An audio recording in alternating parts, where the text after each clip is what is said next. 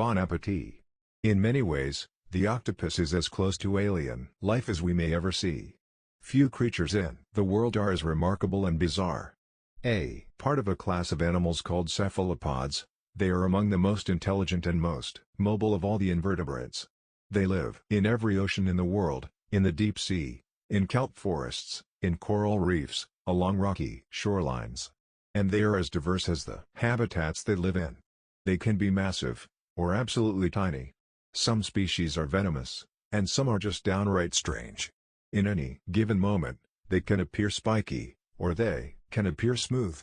They are so different from us, that most of their 500 million neurons are not in their brain, but in their arms, which can smell and taste, and even think. And so intelligent that their cognitive ability matches that of many large-brained vertebrates. They have left scientists stunned about how a creature so far from us on the evolutionary tree could evolve such complex behaviors, their intelligence emerging in an entirely novel and independent way from our own. So how did the octopus become so biologically complicated, an island of complexity in the sea of invertebrate animals?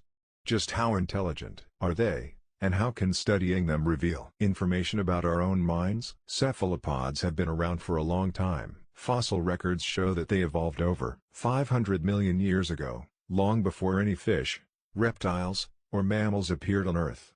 The early ancestor of the octopus was quite small and had a shell, which it used to protect itself as it crawled along the ocean bottom. Cephalopods are, after all, members of the mollusk phylum, a group of creatures that are usually slow and simple, with soft bodies and a hard protective shell, like snails, clams, and oysters. But around 140 million years ago, the lineage that produced the octopus lost their shells, making them nimble, agile creatures, but in the process also made them rather vulnerable. Survival of these soft-bodied creatures for so many millions of years therefore seems unlikely in a sea full of dangerous, hungry predators. But this vulnerability and selective pressure may be precisely what has allowed the octopus to become the remarkable creature we know today, because an octopus has almost no hard parts at all, except its beak. It can squeeze through any hole as long as it's larger than its eyeball. This allows the octopus to hide in very small crevices, a certain evolutionary advantage when escaping large predators like sharks or dolphins. But the soft-bodied octopus evolved an even more clever way of evading detection. They are masters of disguise. Watching this clip of an octopus, you can see just how quickly and drastically it can change colors. In slow-motion reverse, you see the color change spread across its body. The 3D texture of the skin also changes, to match the surrounding seaweed and coral. In the blink of an eye, it is almost completely blended in with its surroundings. Cephalopod camouflage is among the most dynamic in the animal kingdom, and relies on a system of extremely sophisticated tissues. Chromatophores are organs that are speckled across the skin of the octopus, like freckles. They contain tiny pigment-filled sacs, like little balloons full of different color dye, which can be black, red or yellow. The pigment sacs are surrounded by radial muscles, which can stretch the sac to reveal the pigment's color. Just like balloons full of dye, when stretched, their pigment color appears bright and vibrant. Depending on which sets of sacs an octopus opens or closes, it can produce patterns such as bands, stripes, or spots, helping to turn itself into a rock, a coral, or kelp in an instant. But if the octopus needs to produce colors outside of black, red, and yellow, it uses another layer of reflective structures in their skin called iridophores.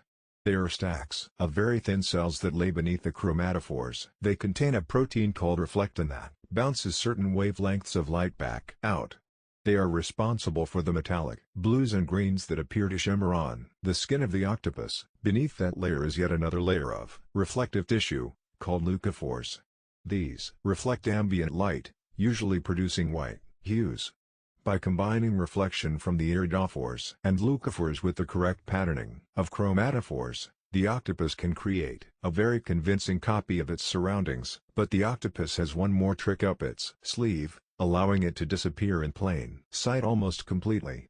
Using a structure called papillae, it can change the texture of its skin, creating ridges and bumps that rise and fall.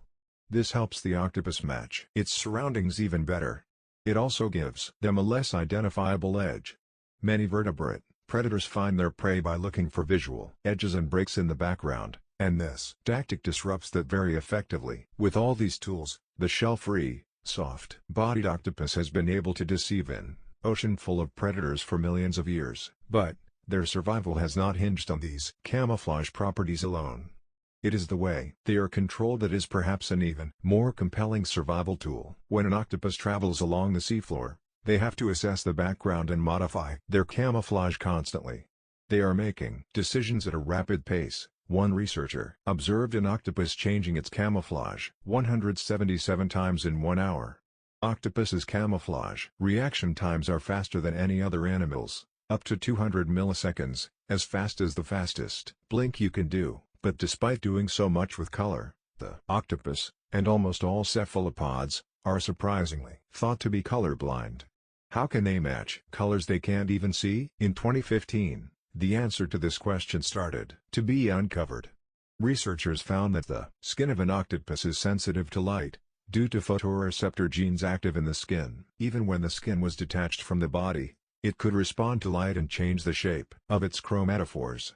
Scientists realized that an octopus can see with not just its eyes, but also its skin. But as the octopus body was evolving its color-changing defense mechanisms when it lost its shell 140 million years ago, another transformation occurred, the development of its large brain and nervous system.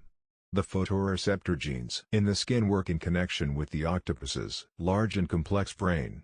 The octopus can change color so fast, because the octopus controls its chromatophores neurally. Other animals that can change color, like chameleons, for example, take much longer because their color change is hormonally controlled. Hormones take time to get into the blood and distribute around the body. A color change can take over 20 seconds when controlled this way. Some researchers believe that color change in the octopus may be like breathing or blinking. For us, something it can choose to do, but also something that can happen involuntarily. It can have awareness from its eyes and brain, but also throughout its body. The octopus nervous system is large like ours, but built with a different relationship between body and brain altogether. The common octopus has around 500 million neurons in its body. That was the video for today. If you like to know what to do. Thank you for watching me.